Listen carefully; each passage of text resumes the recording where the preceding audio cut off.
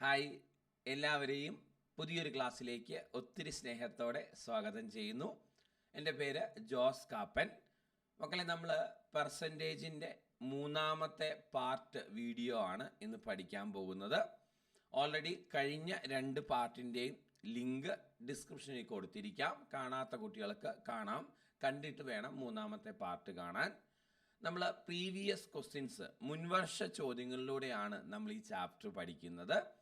അപ്പം നിങ്ങൾക്ക് എപ്പോഴും ഓരോ ചാപ്റ്ററിൽ നിന്ന് ചോദിക്കുന്ന ചോദ്യങ്ങൾ അല്ലെങ്കിൽ പെർസെൻറ്റേജുമായി ബന്ധപ്പെട്ട് PSC പരീക്ഷകൾക്ക് ചോദിക്കുന്ന ചോദ്യങ്ങൾ എങ്ങനെയാണ് എന്നൊരു ക്ലാരിറ്റി കിട്ടാൻ ഈ മുൻവർഷ ചോദ്യങ്ങൾ സഹായിക്കും. അപ്പം ഒപ്പം ഒരു സീരിയസ് ആയിട്ടാണ് നമ്മളിത് കൊണ്ടുപോകുന്നത്. ഒപ്പം കൂടിക്കോണം, നോട്ട് വൃത്തിയായിട്ട് എഴുതി ഒരു സെപ്പറേറ്റ് ബുക്ക് കീപ്പ് ചെയ്ത് പ്രീവിയസ് ക്വസ്റ്റ്യൻസ് ഓരോന്നായിട്ട് കവർ ചെയ്യണം. എല്ലാ ചാപ്റ്ററിൻ്റെയും നമ്മളിങ്ങനെ ചെയ്യുന്നതായിരിക്കും. ഓൾറെഡി കുറച്ച് ചാപ്റ്റേഴ്സിൻ്റെ കഴിഞ്ഞിട്ടുണ്ട്. നിങ്ങളത് പ്ലേലിസ്റ്റ് എടുത്ത് നോക്കിയാൽ നിങ്ങൾക്കത് കാണാൻ പറ്റും. പ്ലേലിസ്റ്റ് എടുത്ത് നോക്കിയാൽ നമ്മൾ ഓൾറെഡി കഴിഞ്ഞിരിക്കുന്ന ചാപ്റ്ററുകൾ PYQ ഡിസ്കഷൻ ചെയ്തത് ഏതാണെന്ന് കണ്ടുപിടിക്കാൻ പറ്റും കേട്ടോ. അപ്പം ജോസ് കാപ്പൻ എന്ന പേരിൽ ഒരു ടെലഗ്രാം ചാനൽ നമുക്കുണ്ട്. അപ്ഡേഷൻസ് ഒന്നും മിസ്സാവാതിരിക്കാൻ നിങ്ങൾക്കത് ജോയിൻ ചെയ്യാവുന്നതാണ്. ജോസ് കാപ്പൻ എന്ന് ക്യാപിറ്റൽ ലെറ്ററിൽ സെർച്ച് ചെയ്ത് നിങ്ങൾക്ക് ജോയിൻ ചെയ്യാൻ പറ്റും കേട്ടോ. വേറൊന്നുമില്ല, നമുക്ക് ഇന്നത്തെ വീഡിയോ സ്റ്റാർട്ട് ചെയ്താലോ? നമ്മൾ ഇന്ന് പരിചയപ്പെടുന്ന ചോദ്യങ്ങൾ നമുക്ക് ആദ്യം നോക്കാം. മക്കളെ, നമ്മൾ ഇന്ന് പരിചയപ്പെടുന്ന ചോദ്യങ്ങൾ ഒരു 2 ചോദ്യം ആദ്യം, പിന്നെ ഒരു 6 ചോദ്യം. അപ്പോൾ ആകെ 8 ചോദ്യങ്ങളാണ് ഇന്നത്തെ ക്ലാസ്സിൽ നമ്മൾ പരിചയപ്പെടാൻ പോകുന്നത്. അപ്പോൾ ആദ്യം എന്ത് ചെയ്യണം? എന്നും പറയുന്നത് പോലെ വീഡിയോ പോസ് ചെയ്ത് വെക്കണം, സ്വയം ചെയ്തു നോക്കണം, എന്നിട്ട് മാത്രം എക്സ്പ്ലനേഷൻ കണ്ടാൽ മതി കേട്ടോ. വെറുതെ എക്സ്പ്ലനേഷൻ കണ്ട് സമയം കളയരുത്. നിങ്ങൾ തന്നെ അല്ലെങ്കിൽ തന്നെ ഒന്ന് ചെയ്യണം. എന്നാലേ നിങ്ങൾക്ക് തന്നെ നമ്മൾ സ്വന്തമായിട്ട് ട്രൈ ചെയ്താലേ നമുക്കതുകൊണ്ട് ഗുണമുള്ളൂ. എന്നിട്ട് കിട്ടാതെ വരുമ്പം, മനസ്സിലാവാതെ വരുമ്പോൾ എന്ത് ചെയ്തോ? എക്സ്പ്ലനേഷൻ കണ്ടു.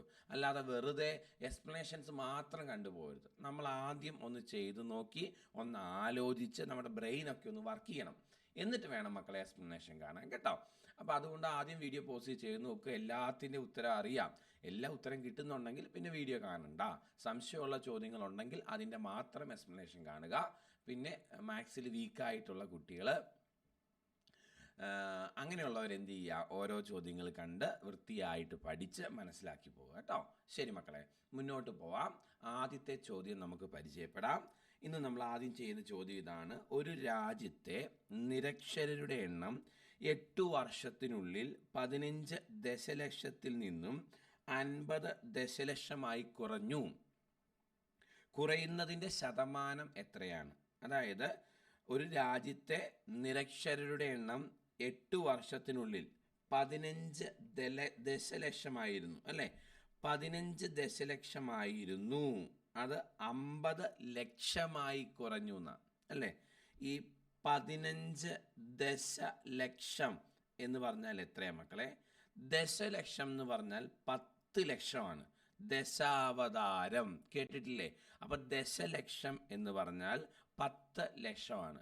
15 ദശലക്ഷം എന്ന് പറഞ്ഞാൽ 15 × 10 ലക്ഷം എന്ന് വരും. അതായത് 150 ലക്ഷമായിരുന്നു. ഇത് 50 ലക്ഷമായി കുറഞ്ഞു എന്നാണ് അവരുദ്ദേശിക്കുന്നത്. 150 ലക്ഷമായിരുന്നു, ഇത് 50 ലക്ഷമായി കുറഞ്ഞു എന്നാണ് അവരുദ്ദേശിക്കുന്നത് കേട്ടോ. ഓക്കെ, എങ്കിൽ കുറയുന്നതിൻ്റെ ശതമാനം എത്രയാണെന്ന ചോദ്യം മക്കളെ.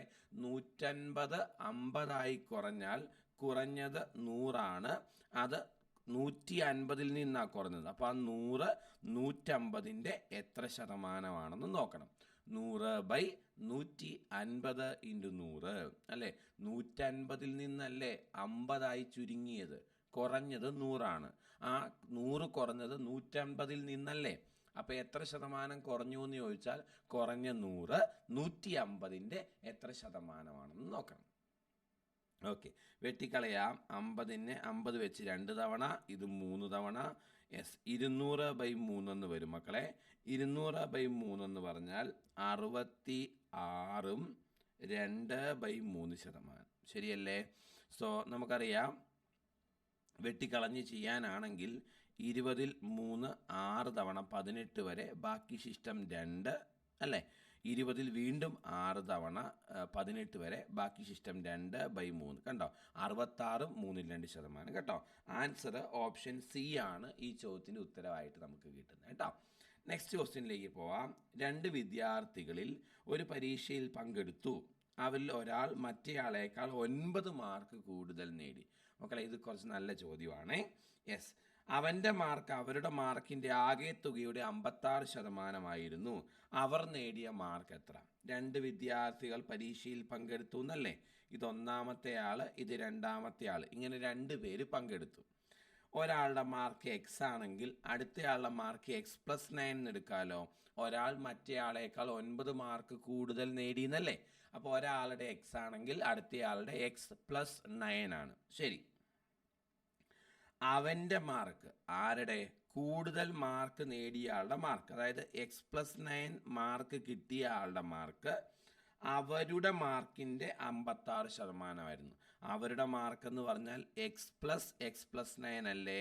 ഇതിൻ്റെ 56% എന്ന് പറഞ്ഞാൽ ഇൻറ്റു 56/100 ആയിരുന്നു എന്നല്ലേ മക്കളെ അർത്ഥം? ചെയ്തത് ക്ലിയർ ആണോ?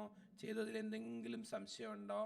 അവൻ്റെ മാർക്ക്, അതായത് കൂടുതൽ മാർക്ക് കിട്ടിയ ആളുടെ മാർക്ക്, അത് x+9 ആണ്. അവരുടെ മാർക്ക് എന്ന് പറഞ്ഞാൽ ഒരാളുടെ x+9 അടുത്തയാളുടെ, അവരുടെ മാർക്കിൻ്റെ, ഇതാണ് അവരുടെ മാർക്ക്, 56% എന്ന് പറഞ്ഞാൽ ഇൻറ്റു 56/100 അല്ലേ?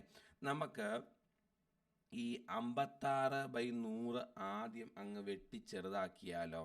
56/100 നമുക്ക് 4 വെച്ച് വെട്ടിക്കളഞ്ഞാലോ.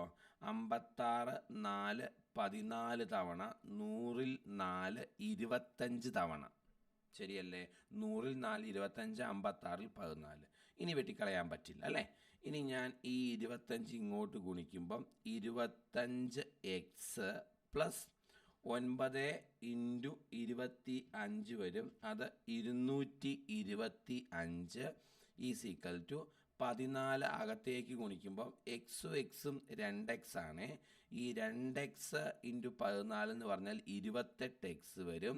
പ്ലസ് 14 ഇൻറ്റു 9, 14 ഇൻറ്റു 9 126 എന്ന് കിട്ടും. ശരി, ഇനി 25x ഇങ്ങോട്ട് പോകുമ്പം 28x മൈനസ് 25x, അത് 3x എന്ന് കിട്ടും. ശരിയാണോ മക്കളെ? 225 നിന്ന് 126 കുറയ്ക്കുമ്പം നമുക്ക് 99 എന്നും കിട്ടും. സോ അതിൽ നിന്ന് x = 99/3 33 എന്നാണ് കിട്ടുന്നത്. എക്സിൻ്റെ വില 33 ആയിട്ട് കിട്ടും. അപ്പോൾ ഒരാളുടെ മാർക്ക് x അല്ലേ, അതായത് അല്ലേ 33. അടുത്തയാളുടെ മാർക്ക് 9 കൂടുതലല്ലേ, 33 + 9 33. അടുത്തയാളുടെ മാർക്ക് 33 + 9 വരും, 42 വരും. 33 42, 33 42. സോ ആകെ തുകയുടെ അവർ നേടിയ മാർക്കുകൾ, ഒന്ന് 33, അടുത്തത് 42. കുഞ്ഞുങ്ങളെ, ആൻസർ ഓപ്ഷൻ സി ആണ് കേട്ടോ. ആൻസർ ഓപ്ഷൻ സി ആണ്. ഞാൻ ഒന്നുകൂടെ പറയട്ടെ ചെയ്തത്. അതായത് 2 ആളുകൾ, ഒരാൾ മറ്റേയാളേക്കാൾ 9 മാർക്ക് കൂടുതൽ നേടി. അപ്പോൾ ഒരാളുടെ മാർക്ക് x എന്നും അടുത്തയാളുടെ മാർക്ക് x+9 എന്നും ഞാൻ എടുത്തു. ശരി, ഇനി ഈ കൂടുതൽ മാർക്ക് നേടിയ ആളുടെ മാർക്ക് അവരുടെ മാർക്കിൻ്റെ 56% എന്നല്ലേ? ആണ്. അവരുടെ മാർക്ക് എന്ന് പറഞ്ഞാൽ x+9, അതിൻ്റെ 56% എന്ന് പറഞ്ഞാൽ ഇൻറ്റു 56/100 അല്ലേ? 56 100 വെട്ടിക്കളഞ്ഞു, 4 വെച്ച് വെട്ടാം, 14/25 എന്ന് വരും. യെസ്, ഇനി 25 ഇപ്പുറ സൈഡിലേക്ക് പോകുമ്പോൾ ഗുണിക്കാനാകും. x into 25 25x plus x into 9 225. ഇനി 14 അകത്തേക്ക് ഗുണിക്കുമ്പം ഇത് 2x ആണ്, 28x പ്ലസ് 126. എക്സ് ഇപ്പുറത്തേക്ക് പോകുമ്പോൾ 28x മൈനസ് 25x 3x കിട്ടും. 126 ഇപ്പുറത്തേക്ക് പോകുമ്പോൾ 225 മൈനസ് 126 99 എന്ന് കിട്ടും. സോ എക്സിൻ്റെ വില 99/3 33 എന്ന് കിട്ടും. എക്സ് 33 ആണെങ്കിൽ അവരുടെ മാർക്കുകൾ, ആദ്യത്തെ ആളുടെ 33, അടുത്ത ആളുടെ 9 കൂടുതൽ, 33 + 9 42. സോ അവരുടെ മാർക്കുകൾ 33ഉം 42ഉം ആയിരുന്നു. ഓപ്ഷൻ സി ആണ് നമ്മുടെ ഉത്തരവായിട്ട് കിട്ടുന്നത് കേട്ടോ. Next question. ഒരു ഗ്രാമത്തിലെ 50% ആളുകൾ കാർ ഓടിക്കും. സോ 50% ആളുകൾ കാറും 50% ആളുകൾ കാറും 30% ആളുകൾ ഇരുചക്ര വാഹനങ്ങളും 15% ആളുകൾക്ക് കാറും ഇരുചക്ര വാഹനങ്ങളുമുണ്ട് എങ്കിൽ എത്ര ശതമാനം ആളുകൾക്ക് കാറും ഇരുചക്ര വാഹനങ്ങളും ഇല്ല എന്നതാണ് ചോദ്യം. ഓക്കെ, 50% ആളുകൾക്ക് കാറുണ്ട്, 30% ആളുകൾക്ക് ഇരുചക്ര വാഹനങ്ങളുണ്ട്. ഇനി 15% ആളുകൾക്ക് കാറും ഇരുചക്ര വാഹനങ്ങളും ഉണ്ട്. ഇത് രണ്ടും ഇല്ലാത്തവർ എത്ര എന്നാണ്. ഓക്കെ, ഈ ഒരു മോഡൽ ചോദ്യം നമുക്ക് ഇക്വേഷൻ ബേസിൽ ചെയ്യാം മക്കളെ. ഈ കാറുകളുള്ളവർ എക്സും ഇരുചക്ര വാഹനങ്ങളുള്ളവർ വൈയും, ഓക്കെ, രണ്ടും ഉള്ളവർ ഇസഡും ആണെങ്കിൽ രണ്ടും ഇല്ലാത്തവരുടെ എണ്ണം കാണാൻ 100 minus x plus y minus z ചെയ്താൽ മതി. അപ്പോൾ 100 മൈനസ് എക്സ് പ്ലസ് വൈ എന്ന് പറഞ്ഞാൽ 50 പ്ലസ് 30 മൈനസ് 15. കണ്ടോ? യെസ്, 80 മൈനസ് 15 100 മൈനസ് 65 കിട്ടും, ഈക്വൽ ടു 35 നമുക്ക് ആൻസർ കിട്ടും മക്കളെ. ആൻസർ ഓപ്ഷൻ ഡി ആണ് കറക്റ്റ്. അപ്പം കാറുകളുള്ളവർ 50%, അത് എക്സ്, ഇരുചക്ര വാഹനങ്ങളുള്ളവർ 30%, അത് വൈ, രണ്ടുമുള്ളവർ 15%, അത് ഇസഡുമാണെങ്കിൽ 100 minus x plus y minus z ആണ് ഈ രണ്ടും ഇല്ലാത്തവരുടെ ശതമാനം എന്ന് മനസ്സിലാക്കുക കേട്ടോ. ഈ രീതിയിൽ ചെയ്യാം. ഇനി ഇതല്ലാതെ നമുക്ക് വെൻ ഡയഗ്രത്തിൻ്റെ ലോജിക്കിലും ഉത്തരം ചെയ്യാവുന്നതാണ്. വെൻ ഡയഗ്രത്തിൻ്റെ ലോജിക്ക് അല്ലേ? എങ്ങനെയാണ് മക്കളെ? അത് ആദ്യം ഞാൻ ഒരു സർക്കിൾ വരച്ചു. ഓക്കെ, ആദ്യം ഞാനൊരു സർക്കിൾ വരച്ചു.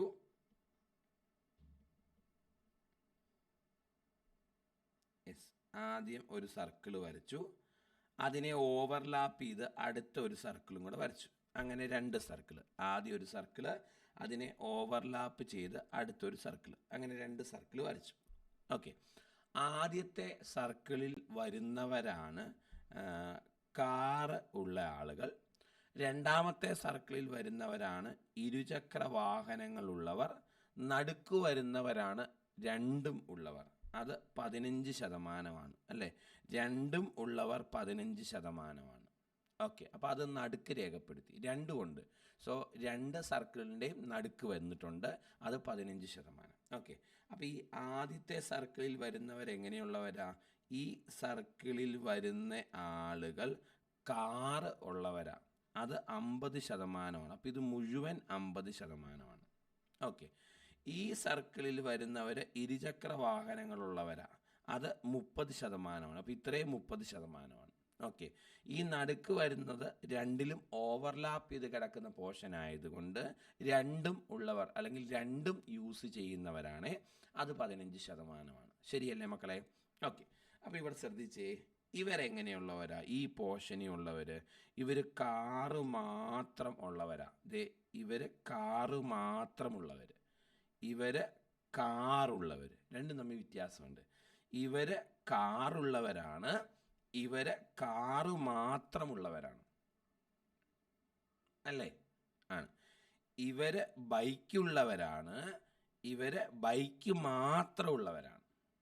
ശരി, നമുക്കറിയാം കാറുള്ള 50% പേരുണ്ട്. അപ്പോൾ ഇത് മുഴുവനാണ് 50%.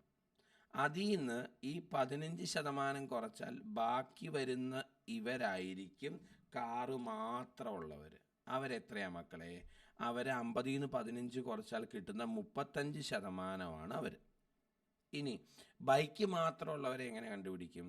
ബൈക്കുള്ളവരാണ് ഈ 30%. അതിൽ ഇത്രയും 15% ആണെങ്കിൽ ഇവിടെ വരുന്നതായിരിക്കും ബാക്കി ബൈക്ക് മാത്രമുള്ളവർ, അത് 15%. കണ്ടോ? അപ്പോൾ ആകെ എന്നത് നമുക്കൊരു സ്ക്വയറിൻ്റെ അകത്ത് റെപ്രസെൻറ്റ് ചെയ്യുവാണെങ്കിൽ ഇതാണ് ആകെയുള്ള 100%. യെസ്, അതിൽ ഓരോരുത്തരുടെ എണ്ണം ഞാൻ കണ്ടുപിടിച്ചു. ഇത് കാറ് മാത്രമുള്ളവർ, ഇത് കാറും ബൈക്കും ഉള്ളവർ, ഇത് ബൈക്ക് മാത്രമുള്ളവർ, എല്ലാം കൂടെ കൂട്ടുമ്പം ആകെ 65% ആളുകളാവും. അപ്പോൾ 65% ആളുകൾ ഇതിനിടയ്ക്കുണ്ട്. ബാക്കി 25% ആളുകളാണ് പുറത്തു വരുന്നവർ. അവരാണ് 35% ആളുകളാണ് പുറത്തു വരുന്നവർ. അവരാണ് കാറും ഇരുചക്ര വാഹനങ്ങളും ഇല്ലാത്തവർ. ഇതെല്ലാം കൂടെ അകത്തെല്ലാം കൂടെ 65 ഉണ്ട്. അപ്പോൾ ബാക്കി 35% ആളുകൾ ഇതിൽ പെടുന്നവരല്ല. അവർക്ക് കാറും ഇരുചക്ര വാഹനങ്ങളും ഇല്ല എന്ന് മനസ്സിലാക്കാം. ഇതാണ് വെൻ ഡയഗ്രം ഉപയോഗിച്ച് കണക്ക് ചെയ്യുന്ന രീതി. ആദ്യത്തെ മെത്തേഡ് ഇക്വേഷൻ മെത്തേഡാണ്. രണ്ടാമത്തെ മെത്തേഡ് വെൻ ഡയഗ്രം മെത്തേഡാണ്. വെൻ ഡയഗ്രം മെത്തേഡ് ഞാൻ ഒന്നുകൂടെ പറയാം മക്കളെ, നിങ്ങൾക്കൊന്ന് ക്ലിയർ ആകാൻ വേണ്ടി. ആദ്യം ഒരു സർക്കിൾ വരച്ചു, അതിനെ ഓവർലാപ്പ് ചെയ്ത് അടുത്ത സർക്കിൾ വരച്ചു. അങ്ങനെ 2 സർക്കിളുകൾ വരച്ചു. ആദ്യത്തെ സർക്കിളിൽ വരുന്നവർ കാറ് ഉള്ളവരും രണ്ടാമത്തെ സർക്കിളിൽ വരുന്നവർ ഇരുചക്ര വാഹനങ്ങളുമുള്ളവരും നടുക്ക് വരുന്നവർ രണ്ടും യൂസ് ചെയ്യുന്നവരുമാണ്. രണ്ടും യൂസ് ചെയ്യുന്നത് 15% തന്നിട്ടുണ്ട്. അതുകൊണ്ട് ഇത്രയും ഭാഗം 15ആണ്. ഇനി ഈ പോർഷൻ കാറ് മാത്രം ഉള്ളവരും ഈ പോർഷൻ കാറുള്ളവരുമാണ്. രണ്ടും തമ്മിൽ വ്യത്യാസമുണ്ട്. കാറ് മാത്രമുള്ളവർക്ക് വേറൊരു വാഹനങ്ങളും പാടില്ല. പക്ഷെ കാറുള്ളവർക്ക് വേറെ ഇരുചക്ര വാഹനം ഉണ്ടെങ്കിലും കുഴപ്പമില്ല. കണ്ടോ? അപ്പോൾ ഇതാണ് കാറുള്ളവർ, എന്നാൽ ഇതാണ് കാറ് മാത്രമുള്ളവർ. ഈ കാറ് മാത്രമുള്ളവരെ കണ്ടുപിടിക്കാൻ ഇതാണല്ലോ കാറുള്ളവർ. അതിൽ നിന്ന് രണ്ടും ഉള്ളവരെ കുറച്ചാൽ കാറ് മാത്രമുള്ളവരെ കിട്ടും. കണ്ടോ? ഇരുചക്ര വാഹനം മാത്രമുള്ളവരെ ഇവിടെയുള്ളവരെ കണ്ടുപിടിക്കാൻ ഇരുചക്ര വാഹനമുള്ള ഇത്രയും ആളുകളിൽ നിന്ന് രണ്ടുമുള്ളവരെ കുറയ്ക്കണം. സോ 30 നിന്ന് 15 കുറച്ചാൽ ബാക്കി 15ആണ് ഇരുചക്ര വാഹനം മാത്രമുള്ളവർ. അപ്പം ഇത് ഫില്ലായി, ഇത് ഫില്ലായി, ഇത് ഫില്ലായി. എല്ലാം കൂടെ കൂട്ടുമ്പോൾ 65% കിട്ടും. ആകെ 100% അല്ലേ, അതിൽ ഇത്രയും 65%. അപ്പോൾ ബാക്കി 35% ആളുകൾ പുറത്തായിരിക്കും. അവരാണ് രണ്ടും ഇല്ലാത്തവർ. ഇതാണ് മക്കളെ വെൻ ഡയഗ്രം മെത്തേഡ് കേട്ടോ. ശരി, മുന്നോട്ട് പോവാം. അടുത്ത ചോദ്യം. ഇതും നല്ല ചോദ്യമാണ്. എക്സ് ഉണ്ട്, വൈ ഉണ്ട്, ഇസഡ് ഉണ്ട് അല്ലേ? യെസ്. എക്സിൻ്റെ 40% വൈ എന്ന് പറഞ്ഞിട്ടുണ്ട്.